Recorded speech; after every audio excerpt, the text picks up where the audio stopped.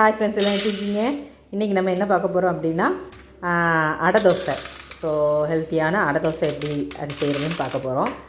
So இதுக்கு நான் மான்படி உலக்குக்கு ஒரு உலக்கு துவரம்பருப்பு, ஒரு உலக்கு கடலைப்பருப்பு 2 எடுத்துருக்கேன். அதே மான்படி உலக்குக்கு கொஞ்சம் அரிசி, புழுங்கரிசி எடுத்துக்கோங்க. வீட்டில் என்ன அரிசி புழுங்கரிசி எடுத்துக்கலாம், போதும், புழுங்கரிசியே போதும்.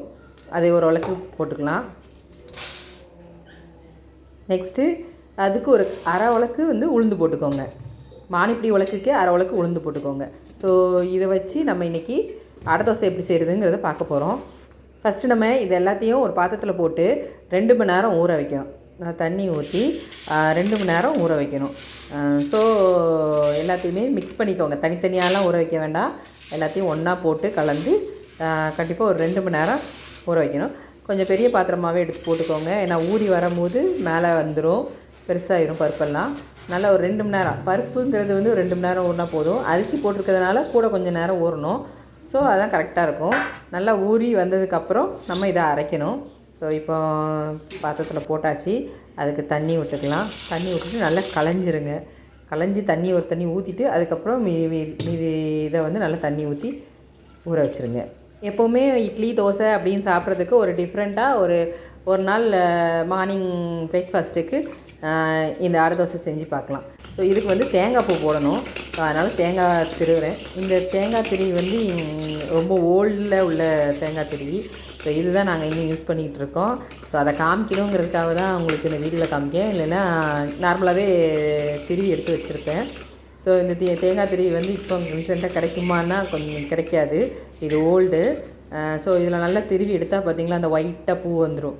இந்த அளவுக்கு திருவி வச்சுக்கிட்டு அதுக்கப்புறம் இதுக்கு தேவையானது இப்போ பருப்பு நல்லா 2 மணி நேரம் கழித்து ஊறினதுக்கப்புறம் நமக்கு இதுக்கு எந்த அளவுக்கு ஊறி இருக்கணுங்கிறத நான் இப்போ எடுத்து கையில் எடுத்து வச்சு காமிக்க பாருங்கள்.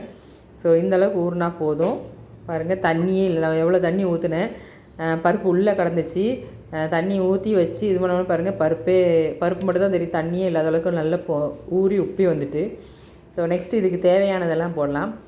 4 மிளகாய் வத்தல் எடுத்து ஊற வச்சுக்கலாம். ஏன்னா நம்ம அரைக்கும் போது நல்லா அரைப்படணுங்கிறதுக்காக ஊற வச்சுட்டு போட்டால் நல்லா ஈஸியாக அரைஞ்சிரும். ஸோ வத்தல் அரைக்கணுன்னாலே ஊற வச்சுருங்க. அதுக்கப்புறம் காயப்பொடி, ஏன்னா நம்ம ஃபுல்லாக பருப்பாக சேர்க்குறோம் பார்த்திங்களா. ஸோ கேஸ் பிரச்சனை எதுவும் வந்துடக்கூடாதுங்கிறதுக்காக காயப்பொடி, அப்புறம் மஞ்சத்தூள் கொஞ்சமாக, எல்லாமே கொஞ்சம் சின்ன டீஸ்பூனுக்கு 1 ஸ்பூன் மஞ்சத்தூள், அதுக்கப்புறம் உப்பு, தேவையான அளவு உப்பு போட்டுக்கோங்க. அதுக்கப்புறம் ஜீரகமும் நல்லா வாசமாக இருக்கும், செரிக்கத்தன்மை இருக்கும். ஸோ அதனால் சீரகம் சேர்த்துக்கோங்க. எல்லாமே ஹெல்த்தியாக இருக்கணும் அப்படிங்கிறதுக்காக தான் போடுறது. அதுமாதிரி வெள்ளைப்பூடு.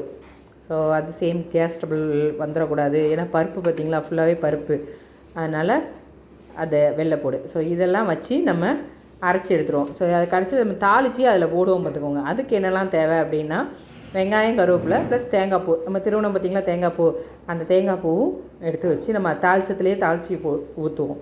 ஸோ அதனால் இதெல்லாம் தான் வச்சு நம்ம அடை தோசை எப்படி செய்கிறதுன்னு பார்க்க போகிறோம். ஸோ என்னெல்லாம்னா ஊற வச்ச பருப்பு, மிளகாய் வத்தல் ஊற வச்சுருக்கணும், ஊற வச்சு எடுத்து வச்சுக்கோங்க. அப்புறம் காயப்பொடி, மஞ்சத்தூள், உப்பு, ஜீரகம், அப்புறம் வெள்ளைப்பூடு, இதெல்லாம் வச்சு தான் நம்ம அடை தோசை எப்படி செய்கிறதுன்னு பார்க்க போகிறோம். சரி வாங்க வீடியோக்குள்ளே போகலாம்.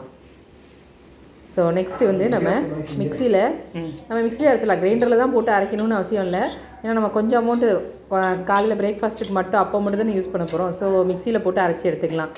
ஸோ மிக்சியில் போட்டு நல்லா அரைச்சிடுங்க. இந்த அளவுக்கு அரைச்சி வந்ததுக்கப்புறம் இப்போ அடுத்த கொஞ்சம் பருப்பு எடுத்து போடும் போது நம்ம எடுத்து வச்ச இன்க்ரீடியன்ஸ் எல்லாத்தையுமே சேர்த்து அரைச்சிருங்க. ஸோ மிளகாய் வத்தல், உப்பு, காயப்பொடி, ஜீரகம், மஞ்சத்தூள், வெள்ளைப்பூடு எல்லாமே சேர்த்து இதில் அரைச்சிருங்க. நம்ம பருப்பு மீதம் இருக்க பருப்பு அரிசி எல்லாத்தையுமே ஒன்றா போட்டு மிக்சியில் போட்டு அது கூட எடுத்து வச்ச எல்லாத்தையுமே வத்தல் நல்லா ஊறணும். ஏன்னா மிக்சியில் போட்டு அரைக்கும் போது வத்தல் அரைப்படாமல் போயிடும், அதனால தான் ஊற வைக்கிது. ஸோ ஊற வச்ச வத்தல், வெள்ளைப்பூடு, காயப்பொடி, மஞ்சத்தூள், உப்பு எல்லாமே போட்டு அரைங்க. பின்னால் பிரவீன் கிரிக்கெட் விளாட்ற சவுண்டு கேட்டுக்கிட்டே இருக்கும். ஸோ அதை நீங்கள் கொஞ்சம் அட்ஜஸ்ட் பண்ணிக்கோங்க, வீடியோவில் நான் பேசுகிறத கேட்டுக்கோங்க. ஓகே, நெக்ஸ்ட்டு உப்பெல்லாம் தேவையான அளவு போட்டுக்கிட்டு இதை திருப்பி நல்லா அரைங்க. இது வந்து நல்ல மையாக அரைங்க. ஏன்னா வடைக்கு அரைக்கிற மாதிரி அரைச்சிடாதீங்க பரபரன்னு. நம்ம தோசைக்கு ஊற்ற போகிறோம். அடை தோசை இல்லை, ஸோ அதனால் நல்லா கொஞ்சம் மையாகவே அரைங்க. அரைச்சது மாதிரி இப்போவும் நல்லா மையாக அரைச்சிருங்க. ஸோ இது பார்த்திங்களா, எல்லாத்தையும் சேர்த்தோடனே கலர் வேறு கலரில் ஆகிட்டா. இந்த வந்து வெறும் பருப்பு மட்டும் தான் அரைச்சிருந்தோம். ஸோ அதனால் அது வந்து ஒயிட் கலரில் இருக்குது. ஸோ இதெல்லாம் சேர்த்த உடனே நம்ம கலர் வந்து எல்லோ கலரில் மாறிட்டு, ஸோ இதை நல்லா எடுத்து ஊற்றிட்டு இந்த இதையும், அதாவது ரெண்டுமே ஒரே பதத்தில் அரைச்சிருக்கோமான்னு கொஞ்சம் பார்த்துக்கோங்க. ஸோ ஒன்று பரபரனும் ஒன்று மையாவும் அரைச்சிருந்தா நல்லா இருக்காது. ஸோ ரெண்டுமே ஒரே கன்சிஸ்டன்சியில் அரைச்சிருக்கணும். இப்போ நல்லா கலந்து விட்டுக்கோங்க, நல்லா மிக்ஸ் பண்ணிடுங்க, நல்லா அடித்து கிண்டி வச்சுருங்க. ஸோ அப்போ தான் வந்து அந்த அரைச்சதும் ரெண்டாவது அரைச்சதும் ஒன்றா சேரும். ஸோ அந்தளவுக்கு நல்லா கிண்டி வச்சுருங்க.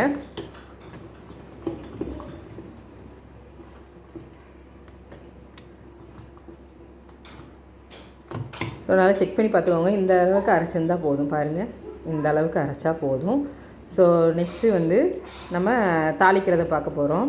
ஸோ ஒரு வானிலையில் கொஞ்சம் எண்ணெய் விட்டு அதில் உளுந்தம்பருப்பு போடுங்க. நான் எப்போவுமே எல்லா வீடியோஸும் சொல்கிறேன். ஸோ உளுந்தம்பருப்பு ஃபஸ்ட்டு போட்டு அது நல்லா பொரிஞ்சு வந்ததுக்கப்புறம் கடுகு போடுங்க. அதுக்கப்புறம் வெங்காயம் கருவேப்பிலை போட்டு நல்லா வதக்குங்க. நல்லா வதக்கிட்டு ஸோ எண்டில் வந்து நம்ம திரும்பி வச்சு தேங்காய் பூ. ஸோ எதுக்காக தேங்காய் பூ சேர்க்குறோம் அப்படின்னா, அந்த தேங்காய் பூவில் உள்ள தேங்காய் எண்ணெய், தேங்காய் அந்த வாயில் வர்றது அதெல்லாம் வந்து ரொம்ப டேஸ்ட்டாக இருக்கும். ஸோ அதனால தான் தேங்காய் பூ போடுறோம். சில பேர் இதில் வந்து என்ன செய்வாங்கன்னா, மிளகாவத்தில் வந்து அரைக்காமல் இப்போ அரைக்கவும் செய்வாங்க. இதில் வந்து சாதத்துலேயும் வந்து மிளகாவத்தல் போடுவாங்க, இல்லை மிளகா போடுவாங்க. நமக்கு வாயில் வந்து மிளகாவத்தல்லாம் பட்டுச்சுன்னா கொஞ்சம் உரைக்கும்ல. ஸோ பிரவீனுக்கு கொடுக்கணும்ல. ஸோ அதனால் வத்தல் சேர்க்கலை, வேணுங்கிறவங்க சேர்த்துக்கோங்க. ஸோ இப்போ தேங்காய் பூ போட்டாச்சு. இதை நல்லா வதக்கிட்டு இந்த வதக்கும் போதே செம்ம வாசம் வந்துச்சுங்க. எனக்கு இதில் லைட்டாக ஒரு உப்பு தூவி அப்படியே எடுத்து வாயில் போடணும் போலுக்கு அப்படி ஒரு ஆசை. ஸோ இதை எடுத்து அப்படியே அதில் தட்டிடுங்க. நம்ம எடுத்து வச்சு அரைச்சி வச்ச மாவில் தட்டிடுங்க. தட்டிட்டு நல்லா கலந்து விடணும். ஸோ பின்னால் பிரவீன் கத்திக்கிட்டே இருக்கான், அது டிஸ்டர்ப் ஆகுது. ஸோ கொஞ்சம் அட்ஜஸ்ட் பண்ணிக்கோங்க. ஸோ இப்போ வந்து நம்ம எல்லா வறுத்தது எல்லாத்தையும் எடுத்து உள்ளே போட்டுட்டு இதையும் நல்லா மிக்ஸ் பண்ணி விடணும். ஸோ அங்கங்கே தேங்காய் பூ வெங்காயம் எல்லாமே திட்டாக நிற்கிற மாதிரி வச்சிடாதீங்க. நான் ஏற்கனவே மாவு கெட்டியாக இருக்குது. ஸோ எல்லாமே ஒன்று போல் மிக்ஸ் ஆகிற அளவுக்கு நல்லா கிண்டி விடணும். ஸோ கலந்து விடணும். ஸோ இதுதான் முக்கியமானது. அதே மாதிரி நம்ம இதெல்லாம் போடும்போது இன்னும் மாவு வந்து கெட்டியாயிரும். இது வடை பதத்துக்கும் இல்லாமல் தோசை பதத்துக்கும் இல்லாமல் இருக்கும். அதனால் என்ன செய்யணும் அப்படின்னா, கொஞ்சம் தண்ணி சேர்த்துக்கோங்க. உங்களுக்கு தேவையான அளவு கொஞ்சம் கொஞ்சமாக தண்ணி விட்டு சேருங்க. ரொம்ப தண்ணி விட்டிங்கன்னா தோசை வந்து கல்லில் ஊற்றும் போது அப்படி வராது. இப்போ ரொம்ப கெட்டியாக இருக்குங்கிறனால கொஞ்சம் தண்ணி விட்டு லைட்டாக கலந்து பாருங்கள். அது எப்படி இருக்குது, தோசை ஊற்றுறதுக்கு வசதியாக இருக்குது அப்படின்னா ஓகே. இல்லை கொஞ்சம் இதாக இருக்குது அப்படின்னா இன்னும் கொஞ்சம் தண்ணி விட்டு கலந்துக்கோங்க. தோசை கல்லில் வந்து நம்ம வந்து நார்மலாக நம்ம அரிசி மாவு தோசை மாவு எடுத்து ஊற்றுனோன்னா எப்படி அந்த கன்சிஸ்டன்சியில் இருக்கக்கூடாது, அதை விட கொஞ்சம் கெட்டியாக இருக்கணும். அதனால் கொஞ்சம் பார்த்து தண்ணியை ஊற்றுங்க.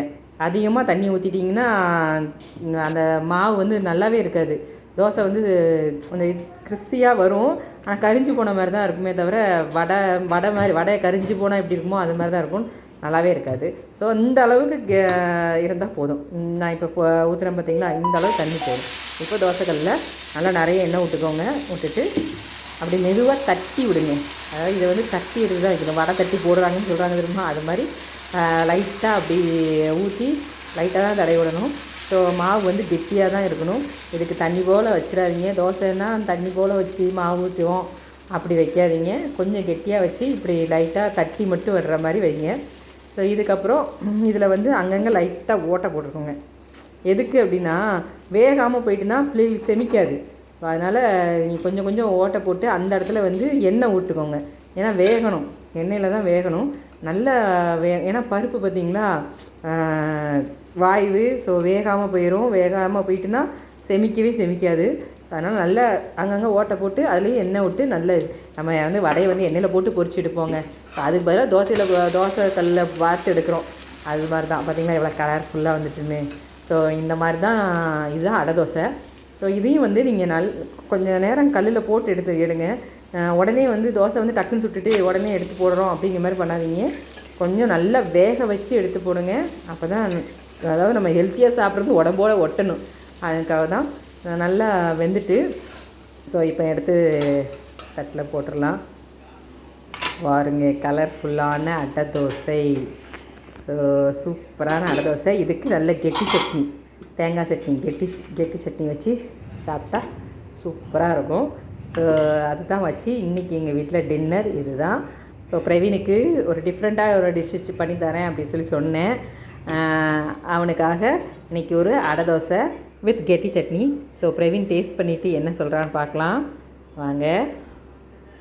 ஸோ ஹாய் ஃப்ரெண்ட்ஸ், இப்போ நம்ம இன்னைக்கு அடை தோசையும் தேங்காய் சட்னியும் டேஸ்ட் பண்ணி பார்க்க போகிறோம். வாங்க எப்படின்னு சொல்லலாம்.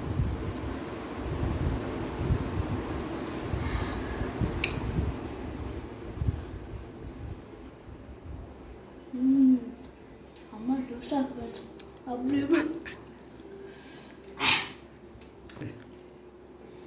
சூப்பராக வட்டை மாதிரி இருக்கு ஃப்ரெண்ட்ஸ்.